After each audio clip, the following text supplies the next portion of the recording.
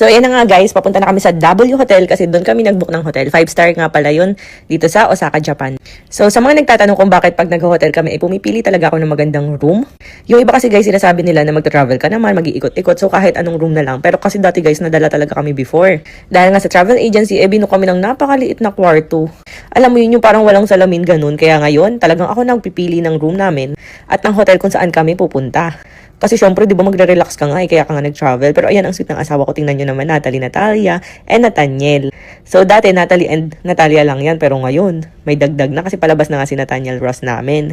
Tapos ang sweet-sweet lang kasi tingnan nyo naman pati cover photo or picture mismo ng kanyang lock screen, picture naming pamilya, di ba nakakatawa? Ayan yung mga ginawa niyang profile picture. Ayan, di ba ang cute ng family picture? Huwag kaingay dati. Ayan, ayan, kita niyo na guys, ang cute-cute ng mga names ng mga baby namin, puro letter N. Ayan, si Natnat napaka-cute, si Kuromi. So, ayan nga, papunta na kami dito sa hotel. At ito na nga yung hotel namin, nagbababa na kami ng luggage. W Osaka nga pala to dito sa hotel sa Japan. Ang ganda guys, parang may Santa Cruzan. Charis.